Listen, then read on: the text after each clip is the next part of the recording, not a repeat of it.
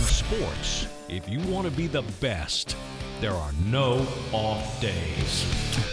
Welcome into the No Off Days podcast. We got Chris Cato, we got BK in the booth. I'm Scott Smith, and another rousing edition. And this, it is really rousing here in the state of Florida because we got new national champs in our own backyard. How about that? How about them Gators? Yeah, the champions came home a few days ago, brought that trophy back from San Antonio. What an incredible season for Todd Golden and those Gators. Just the way they closed it out there, you got to tip your hat to them. It appeared to be in doubt for much of that game. I had to be honest. I thought that they were going to win going in, but then I was like, oh boy, we're up against it here. These Gators better get to work. We better find Walter Clayton. Where is he at? So we actually have a Gainesville correspondent on the NODPOD. We do? Okay. We added to our staff. I didn't know we had budget for that. Yeah, no, we don't. We don't have a budget. Fortunately, we are looped in via family ties. So we'll get to that correspondent here momentarily, but we have a lot to get to on today's program, and I don't want to waste any time. So with that, let's bring BK in. And Brian, what'd you think of the big national championship won by those Florida Gators? I know that your daughter is a Florida Gator, so she was probably enjoying herself. She had a great time up there. Did a little celebrating last night. So, yeah, it was exciting. I enjoyed the game. I enjoyed all of the Final Four games. I thought it was a great Final Four. The Final Four games were fantastic. You hope that with 4-1 seeds. And then it's interesting, in both Final Four games, or in both of the Gators games, we saw teams overcome huge deficits. And we saw Duke have just an unbelievable collapse that you have to credit Houston for. But to see the Gators scrap back like they did against Auburn and then again against Houston down 12, that team has a lot of heart. A lot of people, I know odds have already come out about next year and who's going to win it. And I think they got, Duke is like the favorite at this point. It's way too early. We don't even know who's transferring, who's going to be in the NBA, who's coming back, who's going to break their leg in the summer. But the Florida comes back like 12th, right? So, and a lot of that has to do with, they're going to lose their whole starting backcourt, right? So, Clayton, Elijah Martin, Will Richard, like they can't come back. That's unfortunate. But guys, they have a guy that's 7'9", 7'9". I don't even know. Can Oliver Rue, and I hope I'm pronouncing his name right. Can he dribble? Can he do? We probably don't want him to dribble. I've seen him dribble. I've seen video of him at IMG where he's Canadian. I think it's Olivier. He's Canadian. He played at IMG down in Bradenton. I've seen him dribble. Very large. He cut down the nets during the celebration and didn't use the ladder. Yeah. He just went like this. I was like, and they won a national championship without a 7'9" guy playing. What does that look like on the team playing anyway? Like, is he just like squished in there? Like, or do they just lay him in the aisle? Olivier, here you go. Lay out in the aisle. Like, do you have a center aisle seat? No, I have the center aisle. Yeah. The whole thing. Yeah. Anyway, so I'm curious to see just that piece alone, but excited for them. So, all right. So, what do we have on today's program here, BK? Oh, we got just a lot of things on this show. We're going to talk with the Rowdies' Leo Fernandes. Nice. Everybody hears about the Rays being, kind of forced out of their home. Guys, the Rowdies have not played in their home since Hurricane Milton. So they're playing their first home game at Owl Lane coming up. So that's a 6-month span. These guys have been on the road playing at different places. So we'll talk to him about the season starting up, the second season for here, the Rowdies. And then later on we got the cake bracket, so we got to do the Final Four. Wait, we're doing cakes again? Yay. I'm sorry, the sandwich. Sandwich bracket. People got tired of sandwiches. They want dessert. Sometimes a lot of food. It's going to be another food item. Yeah. So we're down to the final. Did we decide what we're calling it? We can't call it the Final Four. Is it the Crustable Quad or something? The Crusty Quad or the Crummy Quad. Okay. Yeah. Well, crummy denotes bad. Well, crumby. Crusty, crumb, like crumbs. Crumby. Crumbly. Crumbly Quad. No, I like Crusty Quad. No, Crusty Quad. Okay. Yeah, let's do the Crusty Crusty Quad. So we'll those. See if there are any upsets. I don't know. I don't know if there'll be some upsets this time around. Okay. Actually, I do know, but I'm not going to. Well, that's not a great tease. You should tell us there's a big upset brewing. Brian is the master of teasing. Yeah. Guys, you won't believe tuna salad snuck its way back in somehow. Hot dog. All right. Well, hot dog. Okay. All right. Very good. Thanks, man. We'll catch up with you later, BK. If you are listening and you want to watch, go to fox13news.com/NODPOD. If you're watching and you want to listen or subscribe, take out your phone. You can zap the QR code in the bottom right-hand corner of the screen, and there you will find all of our shows. We invite you to subscribe, fox13news.com/NODPOD, and we invite you to leave a 5-star review. Share it with your grandmother. Share it with that crazy uncle. Yeah, all your exes. All your exes. Anybody you're trying to irritate, share our podcast with them. All right. With that, now I'm understanding. I'm hearing in my ear that we do have our NODPOD correspondent ready and able to join us live from Gainesville. Is this correct? Let's see if our signal works. Joining us from the campus of the University of Florida, the national champion Gators, we have Caitlyn Dellegatto. Welcome to the No Off Days podcast. If the name's familiar, it's because, well, your father does weather for us, the great Paul Dellegatto. But we are here to talk to you. Hey, how has it been on campus? I know today was kind of a crazy day as we tape this. You had the big rally take place on campus, but it seems like it's been like a nonstop party for the last couple of weeks.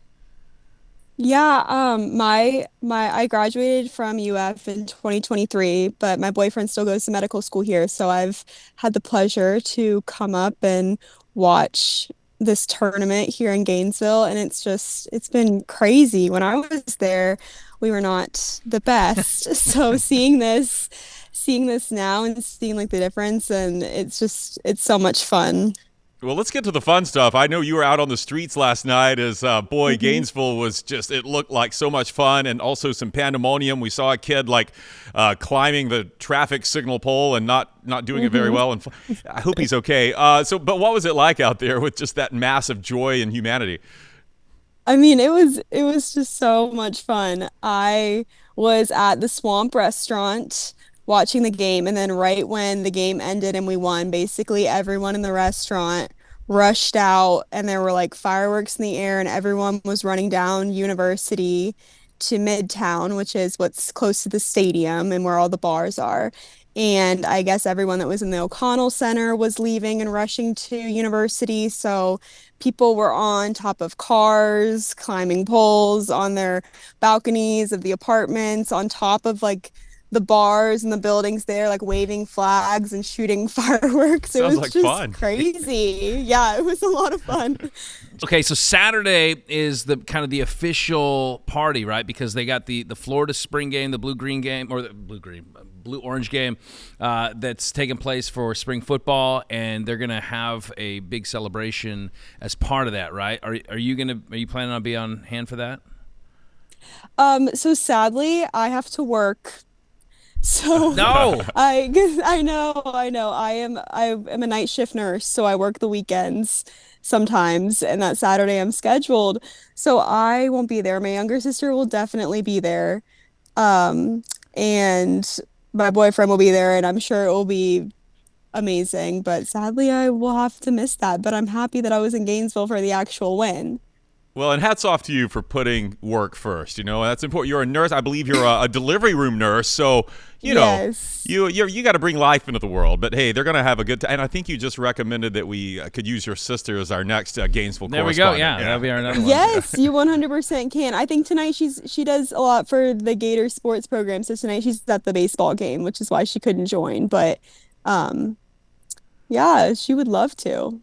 Well, we hear so much about all the great things that you and your sisters have done because your father never stops talking. He's so proud of you, and so we are proud to welcome you into the NODPOD family. I think that just happened. So congrats to your Gators.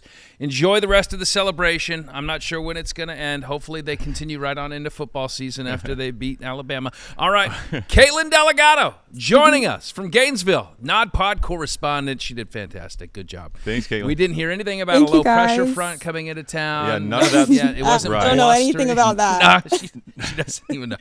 Very good. Thank you, Caitlyn. All right. Thank you, guys. Chris, we have to switch topics, and this is, I don't know how this wasn't our lead topic, because it really feels like we might be on the verge of extinction as civilization, and the person that is at the center of this controversy is one Tom Brady. He could bring human civilization to its knees with his current business venture. Have you heard about this colossal biosciences that he is a partner with? They're bringing extinct animals back from the dead. Yes. And you said we could be on the verge of extinction because they call this we've seen this movie, Jurassic Park. They call this a de-extinction effort, this colossal biosciences. Brady's an investor. There are a number of celebrity investors. I believe Tiger Woods is. I thought he was like one of the scientists no, in the lab. He's trying to get them to clone a younger Tom Brady so he can make a comeback. I think probably happened 20 years ago, and we didn't just none the wiser. So, but they brought back this is how I heard about it. As we were doing the news report last night, they brought back the dire wolf, which I thought was just a figment of Game of Thrones, but apparently it really existed. Yeah. It's like a wolf on steroids, basically. Taller, bigger, faster, stronger. How is this safe? You know, like you can't have like crackers in your food aisle because of, some red dye or something in it, but we got dire wolves combing the streets thanks to Tom Brady. What in the world? And they're also working on the woolly mammoth. Did you read this? Well, they made a woolly mouse, didn't they? Did they have nuts? They did. Did we need a woolly mouse? Tom was back there. I think Edelman was helping him, and they're like tinkering with this genetic code. And they made a woolly mouse. They had an unveiling of that a while ago. Anyway, I just think it's fascinating. I'm very cautious. I'm a slippery slope here. I don't know if this is like some Dr. Moreau type stuff that's taking place. We're going to get hybrid human species, and Tom Brady's going to be at the center of it. But it started with the TB12 method. Yeah, and we're here. Now they're also working on the dodo bird. I think that could be good with egg prices. Let's have some dodo birds come back. Isn't there a reason that these animals went extinct? Like, isn't it? They couldn't hack it. They couldn't hack it. So we're going to spend all our time and energy and resources just because we want to see what a dodo bird looks like? Kind of goes against the Brady way, right? The Patriot way. Like, these guys couldn't hack it, and you want to give them a second chance? Exactly. No, those guys get cut. Yeah, absolutely. The dire wolf. All right. Next thing you know, dire wolves, they're going to be combing the streets of Tampa. Sounds like be on the lookout. UFL football team mascot. The San Antonio dire wolves. Maybe this is just one grand scheme.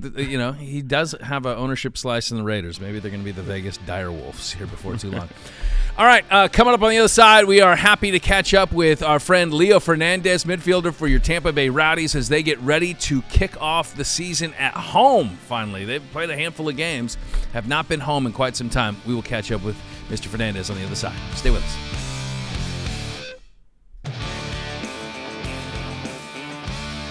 Welcome back to the NODPOD. The soccer season here in town is underway, Chris, and you wouldn't know it unless you're watching it on the tube because there hasn't been any games here in town. Yeah. The Tampa Bay Rowdies, of course, have kind of played at the end of last year. They had to play the last couple of games at IMG down in Bradenton, all because of course, the hurricane affected not just the Trop and other areas and homes, but it actually affected Al Lang Stadium. But it's like below the surface stuff you don't see.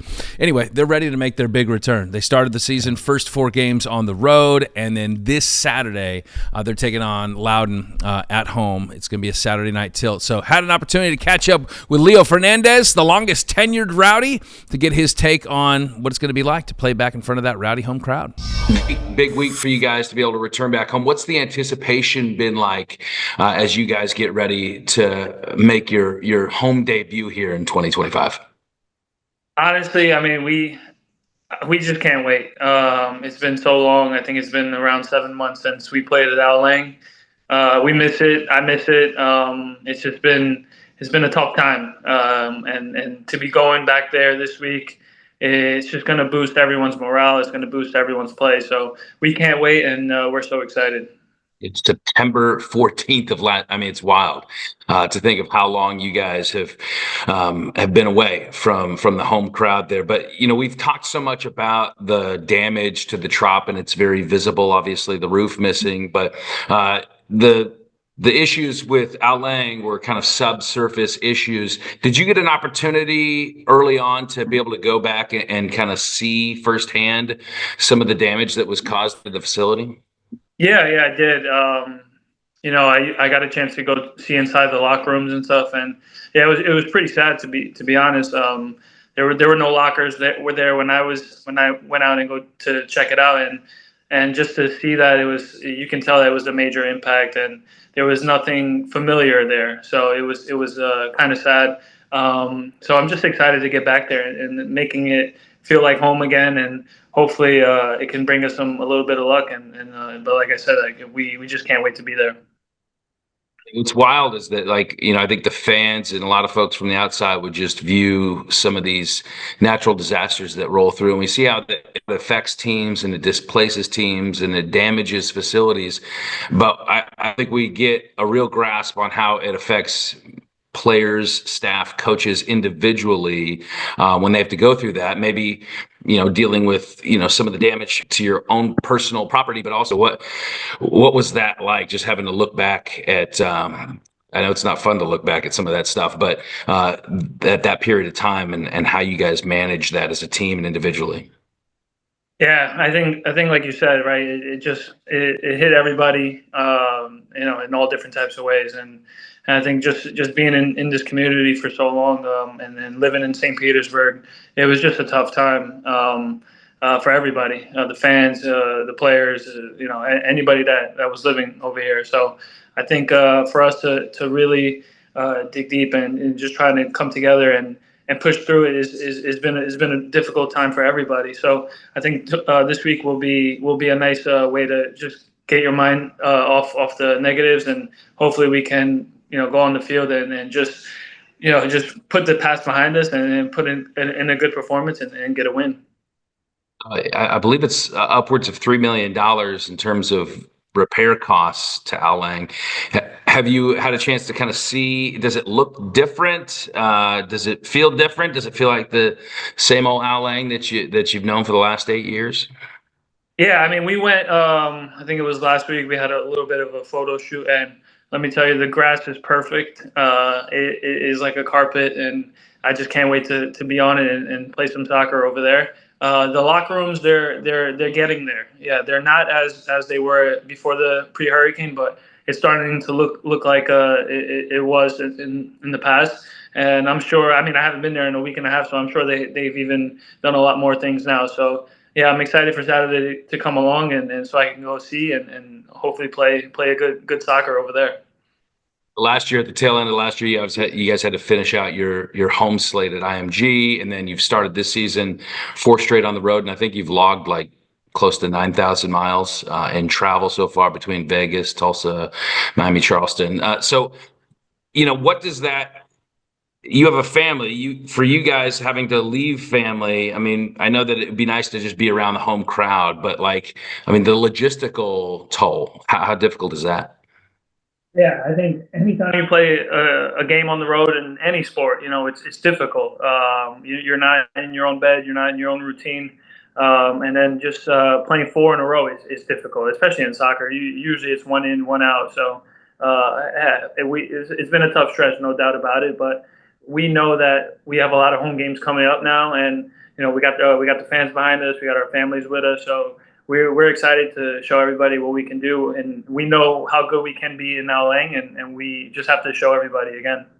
Do you feel like, have you seen any signs that it's maybe forged some resilience in this team? I mean, are you confident that what you guys have gotten through to this point, now that you kick off a long slate of home games, that some of that's going to be seen? Yeah, for sure. I think, the first 2 games you can – a little bit of bad luck. I thought we played well. We should have came up with a couple of points there. And Charleston's a very good team. Still a tight game. But we know when we play at Al Lang, we take it to another level. Like you said, I think the bond that we've created over the past couple of months, even from last year, we know that we're a resilient group. And it's so super early in the season.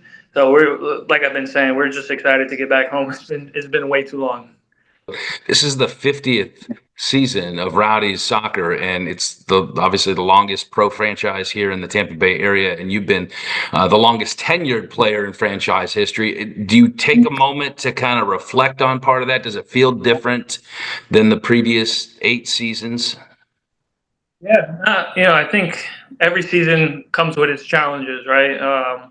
And then I think this year one of the biggest challenges was starting 4 games on the road. Since I've been here, we've never done that. And then, obviously knowing that it's the 50th year and it's a big year for everybody. So we want to make sure that we're doing well and we're winning games. So, like I said, every year is different. But I know what it takes to win games for the Rowdies. I know what we have to do in and out of training and stuff like that. So I think we're heading in the right direction. We just have to make sure that everybody's holding each other accountable, and then once we get to the games, we have to show why we're a Rowdy. There's a reason why the players play for the Rowdies, and we have to show everybody that. You guys have missed the home crowd and being able to pack out Al Lang, and you're going to get an opportunity on Saturday night, 7:30 against Loudoun, and then you have a U.S. Open Cup game next week on the road in Naples, but then I think it's 7 straight home matches. I know I'm asking you to anticipate something, right? But like to anticipate what that's going to feel like. I know you want the home cooking, of course, for a nice long stretch, but just to step back out on that pitch on Saturday night and to have your biggest supporters getting rowdy and supporting you guys. Exactly. Yeah. Like you said, as soon as you step on the field, it's like it's that familiarity feeling of all right, we're back home. Let's just get back to what we're good at. Let the instincts take over, and like I said, we're just so excited. It's been way too long. Well, Leo, I appreciate your time. Happy to have you guys back and playing here in our own backyard, and hopefully a nice long stretch of some wins starts to tally together here. Starting Saturday night, 7:30 against Loudoun at Al Lang Stadium, back at home. Thank you, Scott. Looking forward to that matchup here on Saturday. 7:30 is the start of this matchup between the Rowdies and Loudoun. All right, coming up on the other side, are you ready for a little draft? This is our first major of the year. I love this. This is the one I won last year. Our golf draft, our Masters draft, and we will have a full menu of what's on the line here coming up on the No Off Days podcast.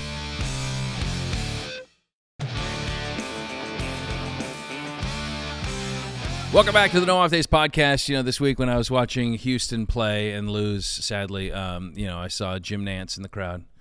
He was very sad. Yeah, he's a sad Nantz, yes. But it got me thinking about a tradition unlike any other. And that's, of course, this week where we are going to have the Masters. And it's become a tradition of ours now. Let's go over the menu first because we got Scotty Scheffler, the defending champ, and his menu came out, and it's very similar to the one he had the year before. 2 years before. Or 2 years before, sorry. So appetizer is you got cheeseburger sliders, but he's got these sliders that he calls Scotty style. Do you know what Scotty style is? He sprinkles some fairway dust on them. I don't know. Close. Puts French fries on top. Oh, okay. Then he's got firecracker shrimp. He's got Papa Chef's meatballs and ravioli bites. That sounds good. It's intriguing. I don't know what a ravioli bite is. Because That Papa different than Chef just, is his dad. Isn't a ravioli just a ravioli bite? Is there it is a bite. Is there a different shape? It's a bite That's what I'm size. saying. Yeah. All right. First course is Texas-style chili. Okay. So cheddar cheese, jalapenos, corn chips. The main course is we got our wood-fired cowboy ribeye, or you can choose between that and blackened redfish. Which no one will order. Everyone's going ribeye. Sounds just delectable. And then our dessert is warm chocolate chip skillet cookie with vanilla bean ice cream. Oh, wow. Scotty knows how to put them and he knows how to pick them, baby. He sure does. All right. That sounds good. So we are going to do our draft, and we're going to select our menu here first. All right. Okay. So, and BK, we're bringing you in for this. So before we do the draft, this is what our menu is going to be. All right. I'll start it off. Mine's real simple, and I'm telling you where to get the food in advance. All right. I'm making a note here. Okay. It's very specific. I want Hat Tricks wings, Dave's way. Okay. And and then for dessert, can you explain Dave's way? Is that the shake and bake? Yeah, it's a shake and bake. Yeah. Okay, I like those. They're delicious, and you can't have any. And then for dessert, I want red velvet nothing but cake. All right. Oh, I love nothing but cakes. I know. You just gave me a good idea. All right, that's mine. What you got? You want to go, BK? I swear, Scott and I did not talk about this. I was going to pick the exact same thing because we had them. We just went there. We just went there, and they were awesome. That's the first time I ever had them. Cato, have you had them before? I love them. Yeah, I love it Dave style. Well, yeah. Why don't we do? Should we just make that the winner just gets that? The winner gets Hat Tricks wings. Okay. But I want a different dessert. Okay, well, I want a different dessert, though. Okay, fine. Yeah. All right. Well, hang on, but BK's still doing Oh, my this. dessert would be. How about those drumstick ice cream cones? Oh, I like those. All right. Yeah. Do you want the nuts on top? Or Yes, man, of course. filled If I with- want you it. want caramel on the inside? I there's just gonna a do the thousand regular different- ones, like Okay. you can get at the store and stuff. Yeah. All right, We don't really worry. know how to live, don't we? We do. We can pick anything. Last year, Scott made me this beautiful pork chop that he cooked himself, and now we're going wings and a drumstick. I just want. I don't want you to mess it up. Last week or last time you had like fish sticks or Yeah, I something. made you fish sticks. Yeah. Yeah. Oh, I didn't No, make wait. them. You I bought brought. them. You. But they were cold and Yes, soggy. they were- I did the best I yeah, could. yeah. Well, okay, so I'll go. Mine is wings, but I do love the red velvet nothing bundt cake, but I want the. I just thought of this. I want the carrot cake from Crumble Cookie as my dessert. Okay. Wow. Yeah, it's the flavor of the month, by the way. It's Oh. solid. Was that the one that that Haley smashed in her face? Oh, I No? wish. No, that was the awful funfetti. Yeah, that's true. All right. All right. So now that we've gotten that out of the way, Most what we're important. playing for, let's jump into our draft. So here are the rules, guys. We already did this off camera, and as Director Chris can vouch, he picked a number between 1 and 100, and I was the closest. So I will go first, followed by BK, and then you will go third, and it's a snake draft. So you'll get first in the second round. Again, we're picking 3 winners and then a dark horse winner. So 4 total golfers, and our dark horse winner is going to be any guy that is in the current, we're looking at, I don't know, the rankings right now, any guy that's plus 30,000 or worse odds. All right? Okay. All right, agreed. All right, so with the first pick in the first round, it's not a surprise here. I'm going to go with Scotty Scheffler. I've learned my lesson. I'm going with Big O Scotty. Yeah, I hear you. I will All go. right, you're up, BK. I will go with Rory McIlroy. Oh, he'll never win. No. I hope he does, but he'll never win. Good. You left me the guy I wanted on the board. 2 guys, actually. Colin Morikawa. He's got. Wait, I didn't hear what BK said. He said Rory. Oh, okay. Just like you knew he would. Give me Colin Morikawa. You love that guy. Yeah. He's going to do it this year. Okay. I'm going to go with Whoa, Cato's got 2, doesn't he? Oh, I yeah, get 2. yeah. Now, this is my second one. Not quite as obvious. I thought John Rahm 1-2 years ago. No. Should I steal Scott's Xander Schauffele that he leaned on last year? No. I'm going. This guy always shows up for the big ones. Brooks Koepka. Good call. Good call. Okay. BK, you're back on the clock in the second I round. will take John Rahm. John Rahm won it in 2023, right? He did.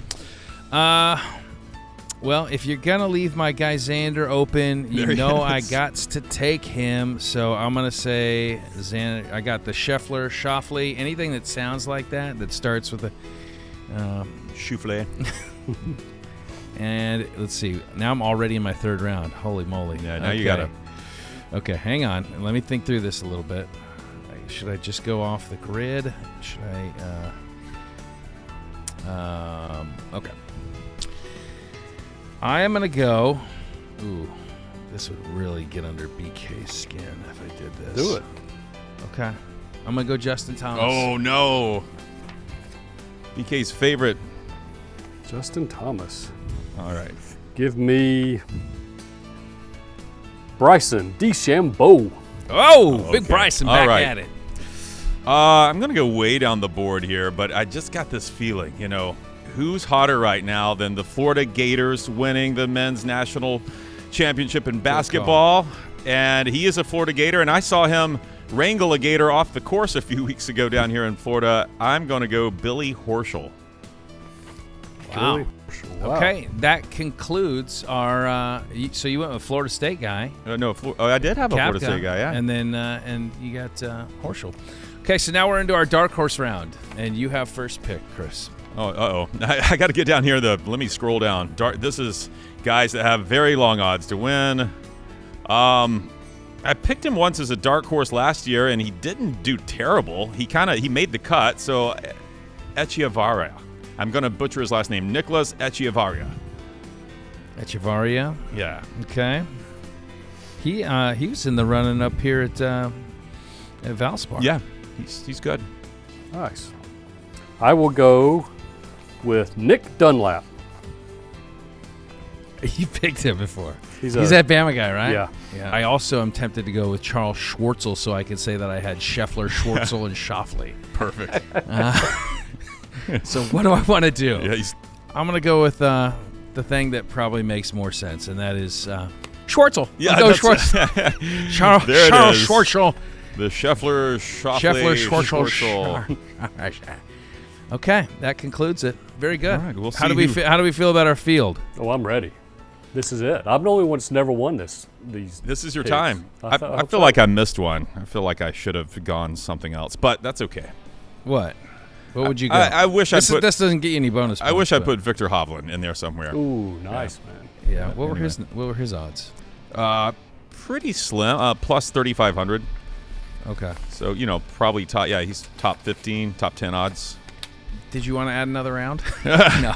Okay. No, we can't No, do we're that. But yeah. So if nobody wins, then nobody gets dinner. But sounds like either way, we got wings on the menu. So. Wings are on the menu. All right, very good. So that concludes our Masters draft. Of course, next week we'll check our work, as we will this week in the next block, because it is our Final Four reveal on the Sandwich Showdown Bracket.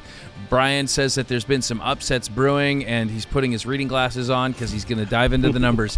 Don't go anywhere. The No Off Days podcast continues on the other side with our reveal of the Crusty Quad. That's it. Next.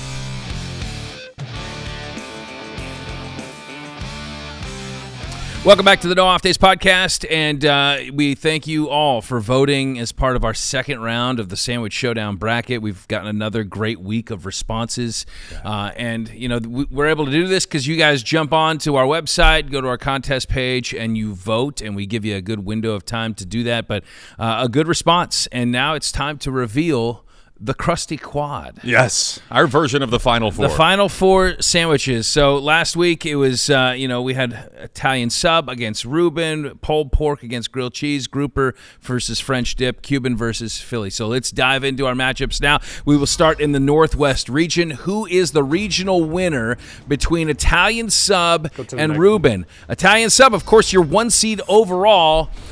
So let's get to the results. Reuben feisty with that sauerkraut. Oh, but it's no. Italian sub. Moving on. Now I'm told that it's fairly close. It was Italian sub with 66% of the vote. So, I think that there's people that are just not like super passionate about the Italian sub, and maybe that's part of it. Like there's just not a whole lot of zeal there for the Italian sub. I would agree. As I told you when you seeded this field, that I thought, I don't know, I don't get excited about an Italian sub, but a lot of people do, and there it is. Yeah. Marching Well, on. They're here, so I can't be that wrong. Right. If I missed it by 1 or 2 or 3 spots. All right, so moving on to our Southwest region, and this is our 12-seed pulled pork taking on grilled cheese. Oh, yeah. So, This is the one I wanted to mash up. Oh, it's boy. We got a 12-seed moving on. good. Newsflash. Pulled pork is very popular in this area, so that makes sense to me. So results in here, pulled pork was 63% of the vote over grilled cheese. Grilled cheese coming up, 37%? I just think, again, grilled cheese is one of those things that, are you ordering that at a restaurant? Probably not. Maybe at a food truck. Unless you're like under the age of 10. Yeah. But pulled pork sandwich, now that's a good time. That's a good barbecue time. It you is. know? And so, yeah, there's a lot of good places to get it around here. So I could see it. So we're looking at an Italian sub versus pulled pork with a chance to play for it all. Let's head on over to the Northeast region, where we had another local favorite in 11-seed grouper taking on 14-seed French dip. Both these, looking to be the Cinderella story of this tournament. It's grouper sandwich. Look at that. Advancing. How about that? Again, outside of the Tampa Bay area, I'm not sure that we see a run like what grouper's on, but it's been impressive to say the least. A lot of fish have willingly give themselves to get this far in the tournament.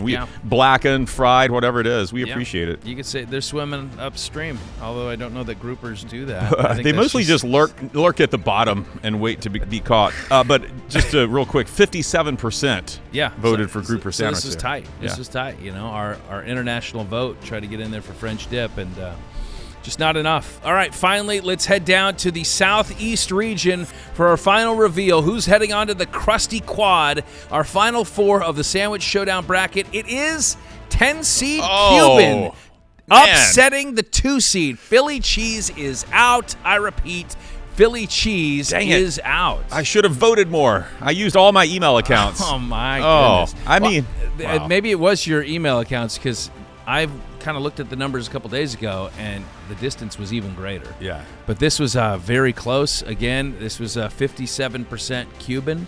Man. But Philly Cheese, our 2-seed. How do you feel about that? You were a little down on Cuban earlier in the tournament. I'm not pulling any punches. I love a lot of things about Tampa. The Cuban sandwich, to me, is a little overrated. I've said it before. I'll say it again. Send your emails. That's fine.